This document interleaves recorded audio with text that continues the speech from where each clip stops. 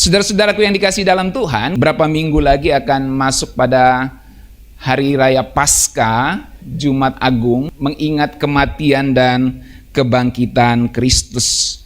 Itu sebabnya renungan-renungan dan khotbah saya akan arahkan untuk kita bersama-sama bisa merefleksikan kembali atau belajar kembali tentang salib Kristus dan sehubungan dengan kebangkitannya nanti. Saudara-saudara, pagi hari ini saya akan berikan tema 4 hal tentang salib Kristus. Tema ini saya akan eksplorasi dari 7 perkataan salib Kristus. Dan ini menjadi pelajaran yang penting untuk kita semua, pelajaran praktis. Biasanya kalau poin itu 3 poin, nah kalau ini 4 poin. Agak berbeda sedikit saudara ya. Tidak berlama-lama, mari kita lihat yang pertama, apa pelajaran yang bisa kita dapatkan dari salib Tuhan Yesus. Yang pertama, dari salib kita belajar kapan harus berhenti dan kapan harus berjuang. Ada banyak orang yang tidak tahu dalam kehidupannya kapan dia harus berhenti, kapan dia harus berjuang. Penting bagi kita orang-orang Kristen yang menjalani kehidupan di tengah rimba dunia ini, saudara, di tengah dunia yang jahat kata Alkitab, untuk kita mengerti kapan kita harus berhenti memperjuangkan sesuatu dan kapan kita harus terus berjuang memperjuangkan sampai kita mendapatkannya. Dari 7 perkataan salib Tuhan Yesus, 2 yang terakhir menunjukkan pelajaran ini, saudara. Dalam Yohanes 19 ayat 30, sesudah Yesus minum anggur asam itu, berkatalah ia, sudah selesai. It's finished, sudah selesai. Lalu ia menundukkan kepalanya dan menyerahkan nyawanya. Lalu perkataan salib yang terakhir di Lukas 23 ayat 46, lalu Yesus berseru dengan suara nyaring, ya Bapa, ke dalam tanganmu kuserahkan nyawaku. Dan sesudah berkata demikian, ia menyerahkan nyawanya. Saudara-saudara, saudara bisa perhatikan di sini bahwa Tuhan Yesus tahu dengan pasti kapan dia harus mempertahankan nyawanya dan kapan dia harus menyerahkan nyawanya. Ini sebuah pelajaran yang penting yang bisa kita terapkan di dalam kehidupan kita sehari-hari. Tahukah saudara bahwa Tuhan Yesus punya satu tugas dari Bapa, yaitu dia punya tugas untuk mengelola nyawanya sendiri dalam keadaannya sebagai manusia. Hidup mati kita di tangan Tuhan, bukan? Dan keadaan manusia, keadaan Yesus sebagai manusia saat itu diberikan otoritas khusus sebab dia tidak berdosa. Dikatakan bahwa engkau berhak menerima nyawamu dan mengambilnya kembali. Itu seolah-olah Bapa ngomong begitu sama Tuhan Yesus. Yohanes 10 ayat 17 sampai 18 firman Tuhan katakan gini, Bapa mengasihi aku oleh karena aku memberikan nyawaku untuk menerimanya kembali. Tidak seorang pun mengambilnya daripadaku, melainkan aku memberikannya menurut kehendakku sendiri. Aku berkuasa memberikannya dan berkuasa mengambilnya kembali. Inilah tugas yang kuterima dari Bapakku. Saudara-saudara, saya pernah katakan dalam khotbah-khotbah Paskah yang beberapa tahun yang lalu, saya selalu katakan begini, bahwa Tuhan Yesus itu kalau dia tidak menyerahkan nyawanya, 2000 tahun dia masih bergantung di kayu salib, tidak mati-mati. Mau dibom nuklir pun dia tidak akan mati. Oh, saudara bilang, nggak mungkin Pak. Ini firman Tuhan ngomong. Aku tidak mungkin mati kalau aku tidak menyerahkan nyawaku. Sebab itu yang tugas yang dia terima. Berdarah-berdarah oke, luka-luka oke, tapi tidak mati. Saudara tahu kan ada orang yang koma bertahun-tahun nggak mati-mati, tiba-tiba bangun. Why not, saudara? Tetapi kalau dihancur-hancurin Pak, apa susahnya digabungkan kembali? Bukankah kuasa supernatural lebih besar daripada semua yang kita pikirkan? Dia menciptakan langit dan bumi, apa susahnya mempertahankan nyawa seseorang? Jadi Kalau kita memperhatikan hal ini baik-baik dan mempelajarinya, kita mengerti Tuhan Yesus tahu kapan dia harus mempertahankan sesuatu dan kapan dia harus menyerahkan kepada otoritas yang lebih tinggi. Dari sini kita dapat pelajaran penting, saudara, bahwa dalam hidup ini kita harus menguasai apa yang saya sebut seni kehendak. Semua bilang seni kehendak. Ya, ini istilah yang saya create sendiri, ya. Tentu ini istilah umum, ya. Seni kehendak bebas. Dalam hidup ini kita harus menguasai hal ini, saudara. Ada orang-orang yang tidak tahu kapan dia harus berhenti, padahal dia sudah harus berhenti. Kapan kita berjuang mempertahankan sesuatu? Kapan kita harus ngotot? Dalam hidup ini banyak kali kita harus ngotot, bukan? Dan ternyata ketika kita ngotot baru kita dapat. Tapi kalau kita nggak ngotot, kita nggak dapat. Jadi ada masa-masa dalam hidup ini memang kita harus ngotot untuk mendapatkannya. Tapi kita juga harus mengerti kapan kita harus rehat, kapan kita harus istirahat sejenak. Kita juga harus mengerti kapan kita harus berhenti total memperjuangkan sesuatu yang selama ini kita coba dapat tapi ternyata nggak dapat. Kita harus tahu titik di mana kita harus berhenti dan kita harus move on untuk bergerak, memikirkan yang lain dan mengerjakan yang lain. Seorang misalnya ngejar-ngejar cewek gitu ya, ceweknya udah nggak mau. Ada kasus-kasus di mana dia ngotot, akhirnya ceweknya mau. Jadilah sepasang suami istri yang lenggeng sampai tua. Tapi ada kasus-kasus di mana cowok ngotot terus, ceweknya memang dasar nggak mau. Dia ngotot terus, nggak tahu kapan berhenti, akhirnya ceweknya muyak, orang Kalimantan bilang, jengkel, dilapor polisi, ini sudah mengganggu kenyamanan saya. Jadi maksud saya adalah kita harus tahu kapan kita harus ngotot, kapan kita harus berhenti untuk move on, mengerjakan sesuatu yang lain dan memikirkan hal yang lainnya, saudara. Ini seni yang penting yang harus kita kuasai dalam kehidupan ini. Di dalam kepemimpinan seperti itu juga, saudara. Saya belajar banyak di dalam kepemimpinan. Kapan kita harus ngotot mengeksekusi suatu keputusan yang kita sudah buat. Kita punya legal standingnya ini, punya dasar hukumnya yang kuat, yang sudah diatur oleh anggaran dasar, anggaran rumah tangga, sudah diatur. Kita punya keputusan yang kuat, kita punya legal standing yang kuat, punya dasar hukum yang kuat untuk mengeksekusinya. Tapi ternyata ketika otoritas mengeksekusi yang lain, maka kita harus tahu kapan kita harus berhenti. Sebab sudah ada otoritas yang lebih tinggi yang sudah intervensi di dalamnya. Maka kita tidak boleh ngotot lagi. Sebab kalau tidak terjadi kekacauan di dalam sebuah instansi organisasi.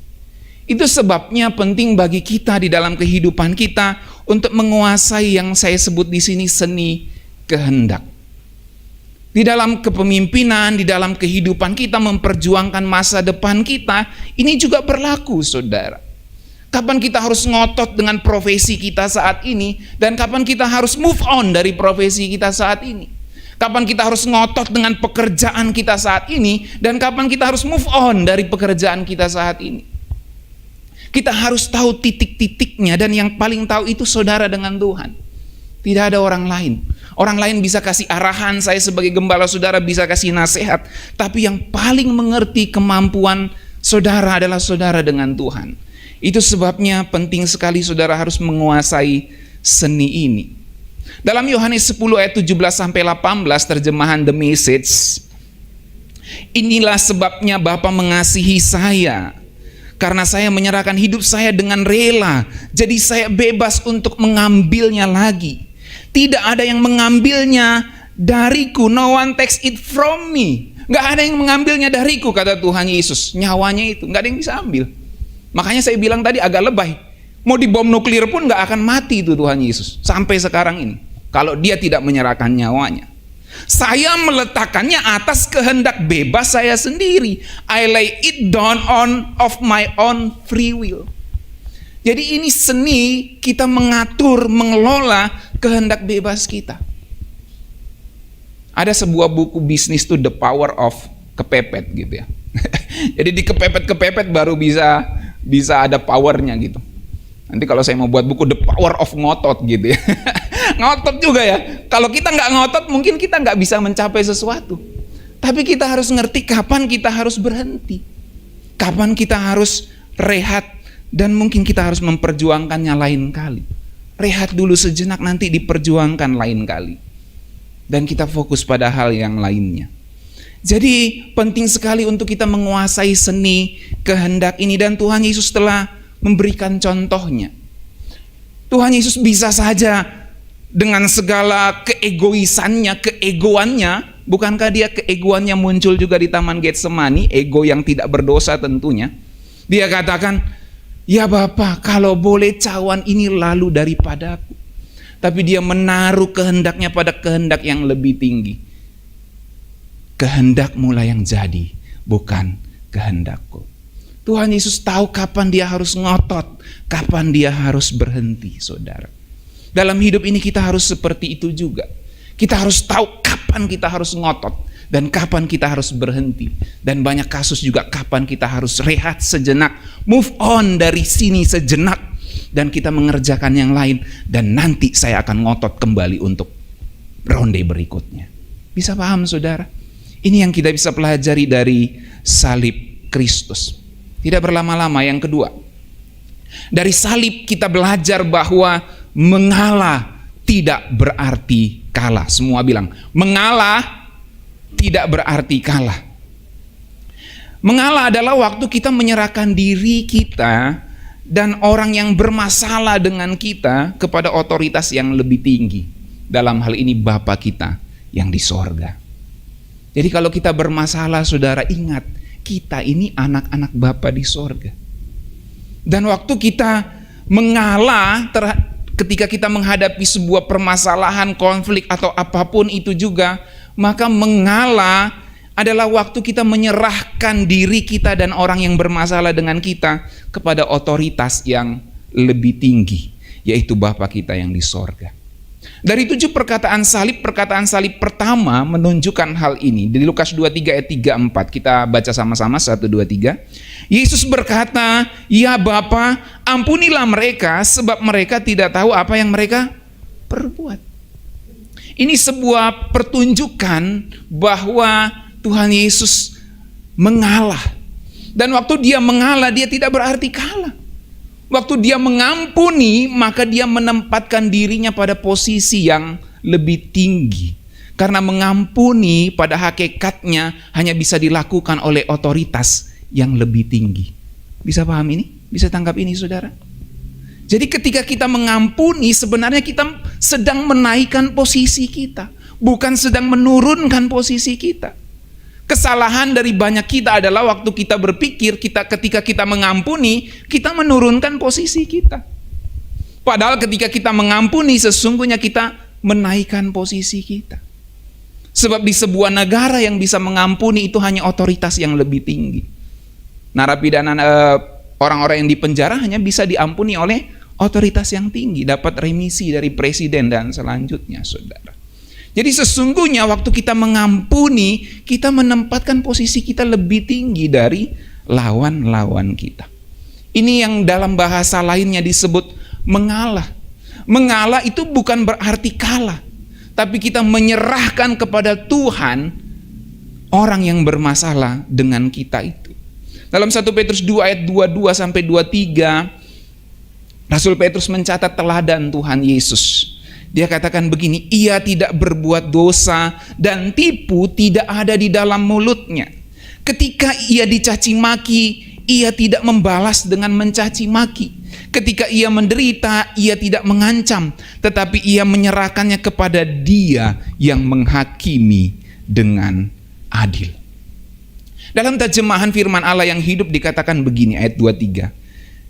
Dan tidak pernah membalas bila dihina. Ketika ia menderita, ia tidak mengancam akan membalas dendam. Ia menyerahkan persoalannya ke dalam tangan Allah yang senantiasa berlaku adil. Terjemahan sederhana Indonesia.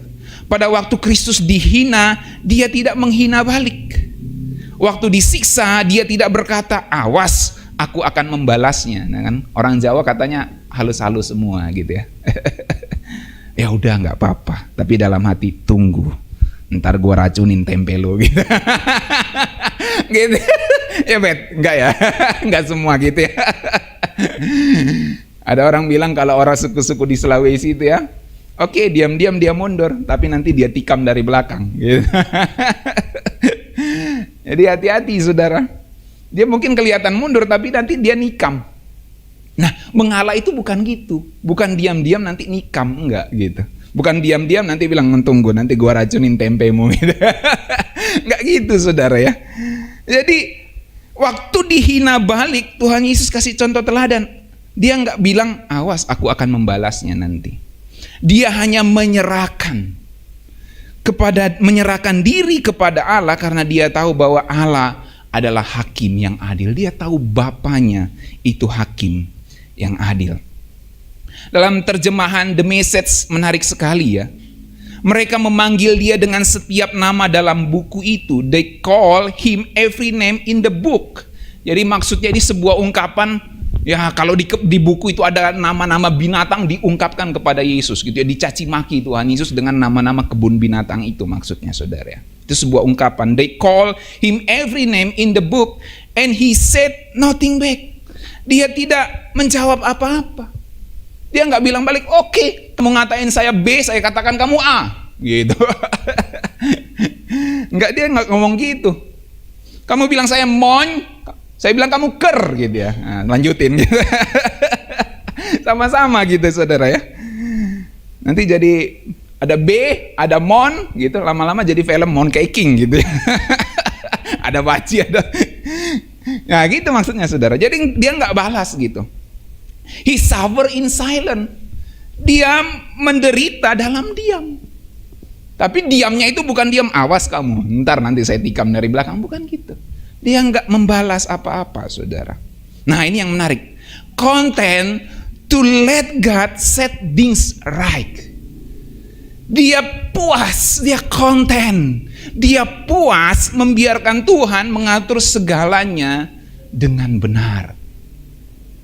Waktu kita menghadapi permasalahan dengan orang lain, sudahkah kita bisa merasa puas membiarkan Tuhan yang mengatur segalanya dengan benar? Sudahkah kita konten, kita mengisi diri kita dengan kepuasan bahwa Tuhan yang akan mengatur segalanya dengan benar? Konten itu kan mengisi. Mengisi dalam hal ini mengisi sampai puas. Membiarkan Tuhan mengatur segalanya dengan benar. Itu sebabnya mengalah adalah waktu kita membiarkan Tuhan mengatur segalanya dengan benar. Biarkan Tuhan yang mengaturnya. Sebab kita sudah berjuang dan saatnya kita harus berhenti dan mengalah. Dan mengalah bukan berarti kalah, saudara. Sebab waktu kita mengalah, kita menempatkan posisi kita pada otoritas yang lebih tinggi karena kita berkuasa untuk mengampuni orang tersebut. Karena kita berkuasa untuk menyerahkan itu kepada Allah.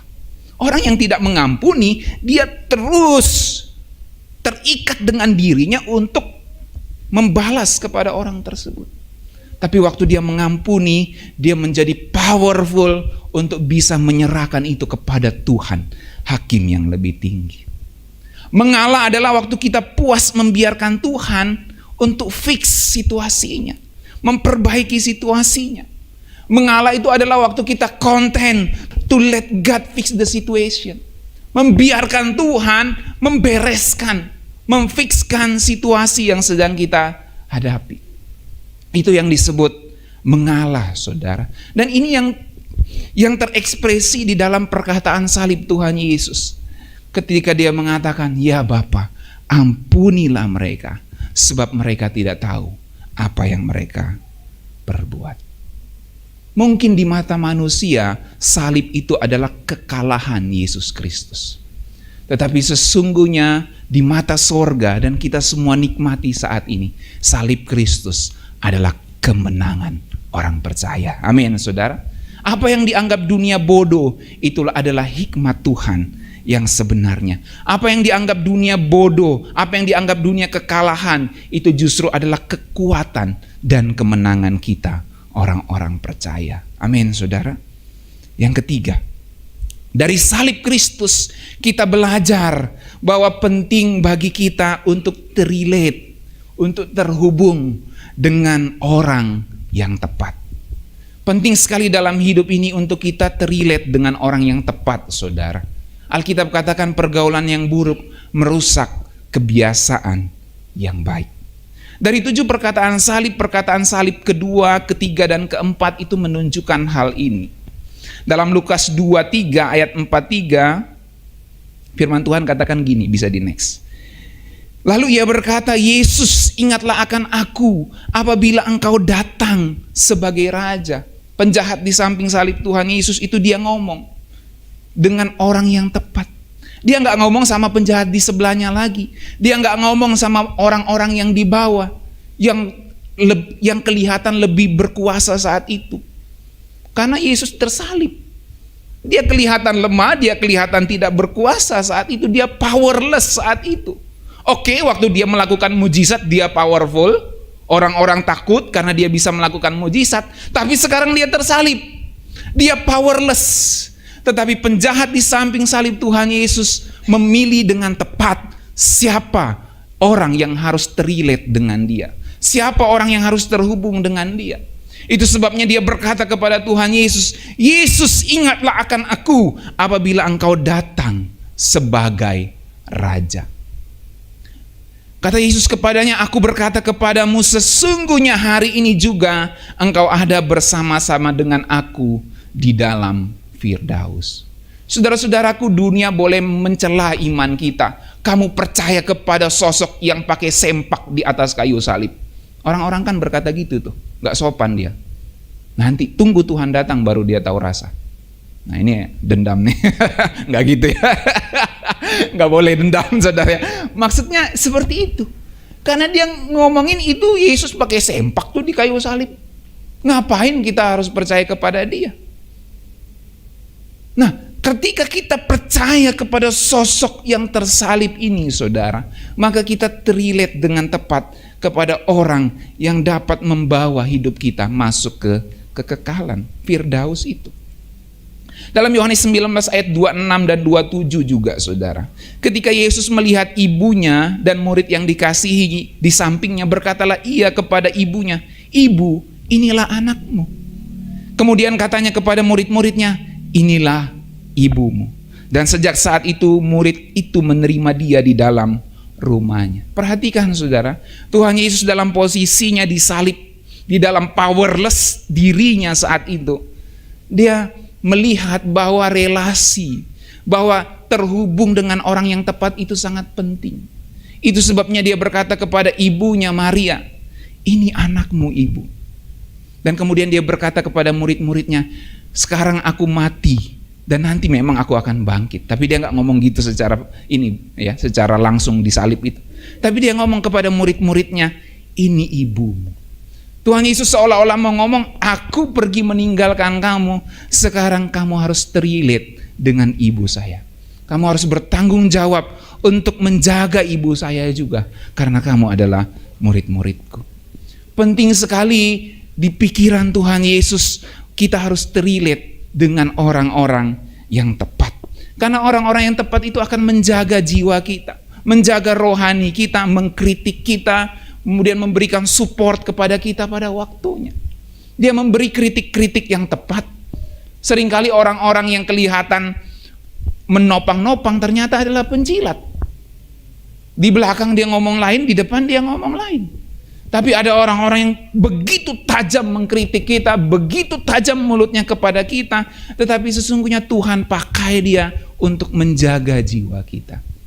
Saudara paham hal ini, saudara? Jadi penting bagi kita untuk terrelate dengan orang yang tepat. Hubungan itu penting. Dalam Matius 27 ayat 46 dan Markus 15 ayat 34, Eli, Eli lama sabatani, kata Tuhan Yesus. Artinya, Allahku, Allahku, mengapa engkau meninggalkan aku? Dari sini kita juga belajar bahwa terpisah dari Allah itu menyakitkan. Hubungan Yesus dengan Bapanya itu luar biasa. Tuhan Yesus sangat bergantung secara total kepada Bapanya. Bahkan Tuhan Yesus katakan, apa yang kusampaikan itu kuterima dari Bapakku. Bukan dari diriku sendiri, tapi dari Bapakku yang mengutus aku. Dia yang mengajar aku untuk mengajarkannya kepadamu. Bahkan Tuhan Yesus mengatakan, aku tidak dapat berbuat apa-apa kalau Bapa tidak mengajarkannya kepadaku. Dari salib kita belajar bahwa terpisah dengan orang yang tepat itu sangat menyakitkan. Itu sebabnya relasi itu penting untuk kita hargai. Relasi itu penting untuk kita jaga baik-baik, saudara. Antara anak dan orang tua.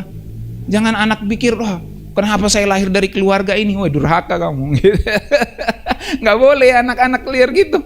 Kenapa saya lahir dari keluarga ini? Jangan. Sebab Tuhan tahu bapak mamamu tuh orang yang tepat untuk melahirkan dan menjaga kamu di dunia ini. Jangan juga orang tua, kenapa saya punya anak seperti ini? Wah, itu orang tua juga nggak benar tuh. Nyesal mama lahirin kamu. Oh, jangan. Kasihan anaknya nanti ya. Nggak boleh, saudara. Karena kalau Tuhan sudah izinkan dia lahir di dalam keluarga kita, maka Tuhan tahu engkau adalah orang yang tepat untuk mendidik dia. Engkau adalah orang yang tepat untuk berada pada posisi memproses kehidupannya. Jadi dari salib kita belajar bahwa kalau kita terpisah dari orang yang tepat, itu sangat menyakitkan. Tuhan Yesus dan Bapa itu hubungannya sangat luar biasa. Dan memang Alkitab mencatat tidak selamanya Bapa meninggalkan dia. Bapa meninggalkan dia karena Yesus harus menanggung dosa. Dan itu konsekuensi yang harus ditanggung. Sebab Allah Kudus tidak mungkin akan bersentuhan dengan dosa. Dari perkataan salib Tuhan Yesus kita belajar penting untuk terrelate dengan orang yang tepat. Di dalam mencari pekerjaan, di dalam berbisnis seperti itu juga. Penting kita terrelate dengan orang yang tepat. Kalau kita sudah kerja, penting terrelate dengan teman-teman kerja yang tepat. Jangan teman-teman yang jadi toksik. Ceritain teman yang satu di kerjaan, ceritain yang ini, akhirnya jadi gosip-gosipan, jadi kubu geng di kantor, di kerjaan, berkelahi lah, ya. Mulai lagi caci maki pimpinan dan lain-lain, wah macam-macam tuh sudah. Karena apa? Nggak terrelate dengan orang yang tepat. Kalau kita sedang bergumul mencari pekerjaan, penting untuk kita relate dengan orang yang tepat, supaya kita punya informasi dan bisa untuk mendapatkan pekerjaan yang tepat, saudara. Saya berharap ini menjadi pelajaran penting untuk kita semua. Yang terakhir, yang keempat. Dari salib kita belajar menerima dan mengakui kelemahan tidak berdosa. Perhatikan, kelemahan tidak berdosa dari fisik kita. Apa itu kelemahan tidak berdosa? Lapar itu nggak berdosa, saudara. Itu kelemahan kita tapi nggak berdosa. Yang berdosa itu lewat cewek cantik, wah pengen gitu. Itu berdosa gitu. Itu kelemahan berdosa gitu. Kalau kelemahan tidak berdosa, ya lapar. Kalau orang lapar terus mau makan, berdosa kamu lapar gitu. Ya kecuali lagi puasa gitu, nanti batal gitu. Itu hal lain, saudara ya. Jadi tubuh kita memang punya kelemahan tidak berdosa. Kita lapar, kita haus, itu kelemahan tidak berdosa. Dan kita harus belajar menerima dan mengakui hal tersebut. Dari 7 perkataan salib kelima dari Tuhan Yesus menunjukkan hal ini. Yohanes 19 ayat 28, sesudah itu karena Yesus tahu bahwa segala sesuatu telah selesai, berkatalah ia supaya genaplah apa yang tertulis dalam kitab suci, aku haus. Saudara-saudara, sekali lagi saya ingin mengajak saudara untuk melihat powerfulnya Tuhan Yesus waktu dia melayani di muka bumi. Begitu powerful dia, saudara. Dia berjalan di atas air, badai dia tenangkan. Itu powerful. Siapa yang bisa tenangkan badai? Si Rara. Apa itu, pawang hujan? Rara ya namanya. Ya. Siapa yang bisa tenangkan badai? Tuhan Yesus, saudara. Pawang hujan lama-lama lama gitu. Kalau Tuhan Yesus sekali angkat tangan, tenang. Siapa yang bisa? Hanya Tuhan Yesus. Kenapa? Powerful dia. Orang mati dibangkitkan. Orang sakit disembuhkan. Begitu powerfulnya dia, saudara. Tapi Tuhan Yesus tahu kapan dia harus powerful, kapan dia harus powerless, kapan dia harus berjuang, kapan dia harus berhenti. Dan salib adalah titik temu hal itu. Di salib kita belajar kapan kita harus powerful, kapan kita harus powerless, kapan kita harus perkasa, kapan kita harus mengakui kelemahan fisik kita. Dalam kemanusiaannya Tuhan Yesus mengakui kelemahan fisiknya yang tidak berdosa. Aku haus. Dari situ kita belajar, saudara, bahwa sosok yang menjadi teladan kita juga mengakui kelemahan fisiknya. Aku haus. Penting bagi kita menerima dan mengakui kelemahan, kekurangan fisik kita. Itu bisa karena usia. Makanya seringkali kalau kita sudah mulai capek, ya ini faktor U gitu ya. Kita harus belajar menerima itu. Belajar menerima bahwa memang kita terikat oleh hukum yang Tuhan sudah atur, the rule of life ini, hukum kehidupan, saudara. Bahwa usia itu membatasi kekuatan fisik kita. Ada faktor U, bukan uang, tapi usia. Kita harus menerima dan mengakui kelemahan kita karena bawaan lahir.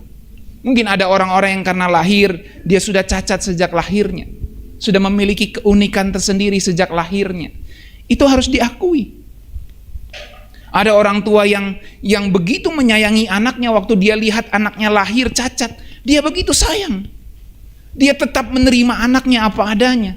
Tapi ada orang tua yang lihat anaknya cacat, dia buang di pinggir jalan. Karena apa? Dia tidak mau menerima dan mengakui kelemahan fisik yang ada sejak bawaan lahir.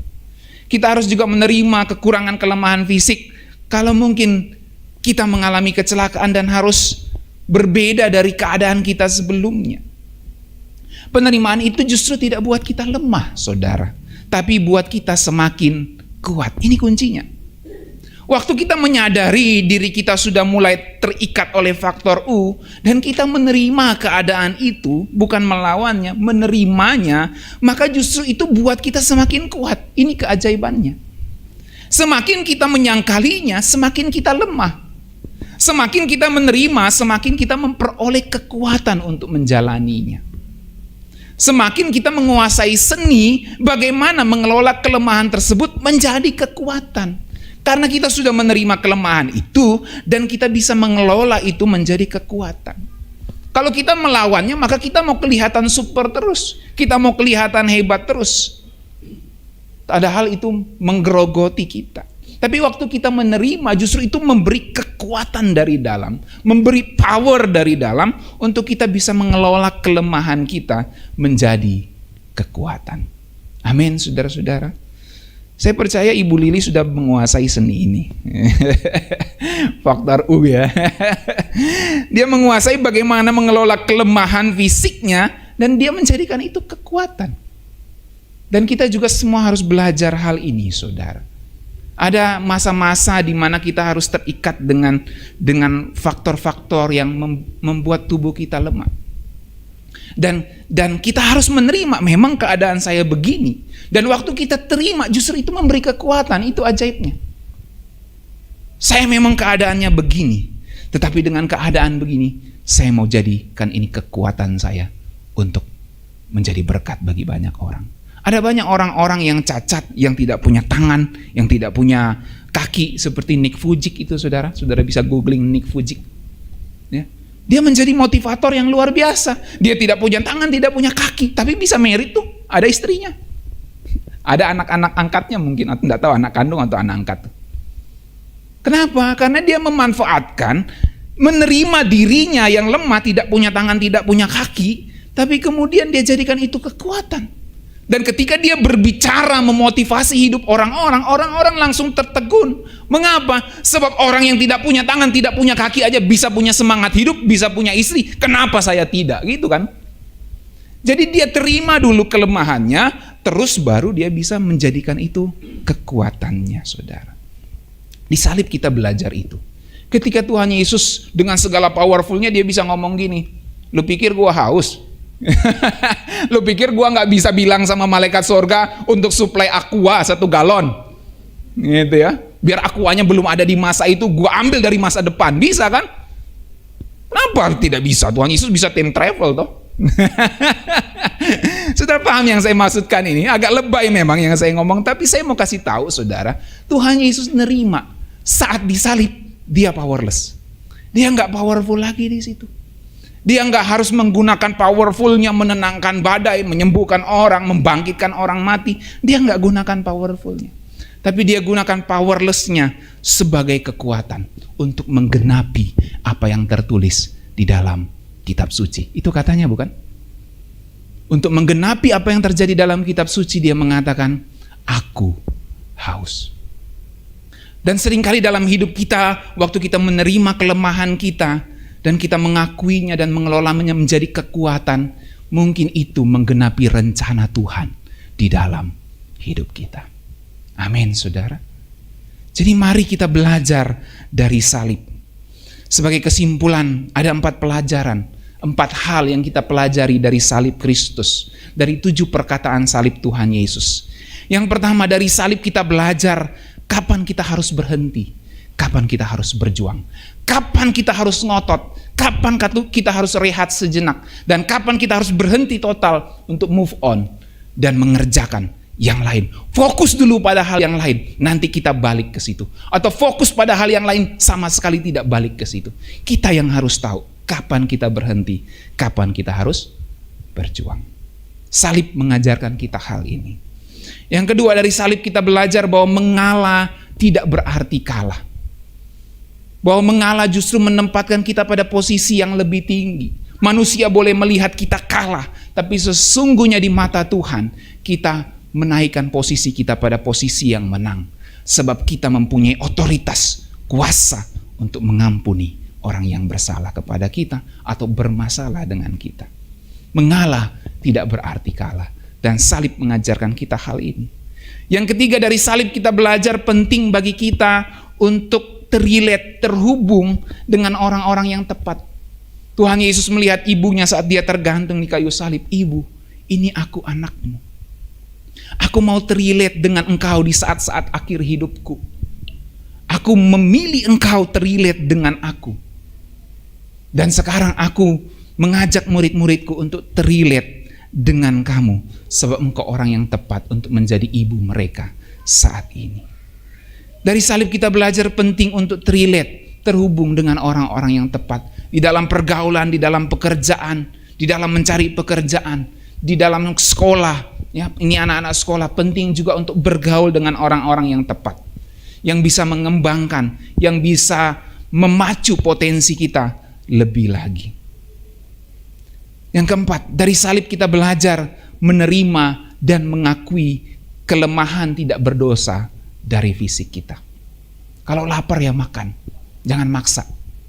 Banyak orang yang sakit mah itu karena dia tidak mau menerima bahwa dirinya sakit mah. Waktu dia tahu dirinya sakit mah, dia menerima keadaan dirinya sakit mah, maka itu menjadi kekuatan untuk dia melawan sakit mah itu justru. Karena dia tahu kapan dia harus makan, kapan dia harus menggemukkan dirinya, bukan kurus terus. Jadi kita harus mengakui kelemahan tidak berdosa kita. Memang saya sakit seperti ini, saya akui saya sakit seperti ini. Tapi saya mau terima keadaan ini dan saya mau gunakan ini sebagai kekuatan. Dan mungkin lewat cara itu Tuhan bisa memulihkan dan menyembuhkan saya secara sempurna. Penting bagi kita untuk menerima dulu. Dan waktu kita menerima kelemahan fisik tidak berdosa kita, mungkin saja pada kasus itu engkau menggenapi rencana Tuhan di dalam hidupmu. Menjadi berkat bagi banyak orang. Amin, saudara-saudara. Mari dari salib kita belajar 4 hal ini. Dan saya berharap saudara-saudara mendapatkan pelajaran, mendapatkan sesuatu yang berharga di pagi hari ini. Mari kita berdoa. Bapa kami di sorga, kami berterima kasih untuk nasihat-nasihat yang Engkau berikan kepada kami pagi hari ini melalui firman-Mu. Kami semua hamba yang berbicara dan jemaat yang mendengarkan. Pagi hari ini kami semua belajar dari salib Kristus, di mana powerful dan powerless bertemu. Mengajar kami untuk kapan kami harus ngotot, Kapan kami harus berjuang dan kapan kami harus berhenti. Salib-Mu mengajar kami kapan kami harus mengerti, kapan-kapan harus kami mengalah, dan kapan kami harus mengampuni. Salib-Mu mengajar kami untuk terrelate dengan orang-orang yang tepat. Salib-Mu mengajar kami untuk menerima dan mengakui kelemahan fisik kami dan menjadikan itu sebagai kekuatan untuk menggenapi rencana Tuhan di dalam kehidupan kami. Ini kami orang-orang yang berdosa yang telah Engkau tebus, yang telah Engkau selamatkan. Biarlah kami semua dapat menerapkan kebenaran firman Tuhan ini di dalam hubungan keluarga kami, di dalam hubungan pekerjaan kami, dan terlebih di dalam hidup kami sendiri, pribadi kami sendiri, untuk kami bisa lebih baik lagi daripada saat ini. Bapa di sorga, terima kasih untuk kebenaran firman-Mu. Biarlah salib Kristus akan sungguh-sungguh menjadi pedoman hidup kami. Biarlah salib Kristus yang dianggap kebodohan oleh dunia ini akan menjadi pedoman yang menguatkan, yang menjadi titik terang bagi hidup kami, untuk kami menggenapi rencana Tuhan di dalam kehidupan kami. Bapa, terima kasih untuk firman-Mu, untuk nasihat-Mu, untuk Engkau berbicara kepada kami melalui firman Tuhan pada pagi hari ini. Kami anak-anak-Mu menerima nasihat-Mu Bapa. Kami anak-anak-Mu mau melakukan semua nasihat yang Kau berikan kepada kami. Di dalam nama Tuhan Yesus, kami berdoa kepada Bapa kami yang di sorga. Haleluya. Amin. Tuhan berkati kita sekalian.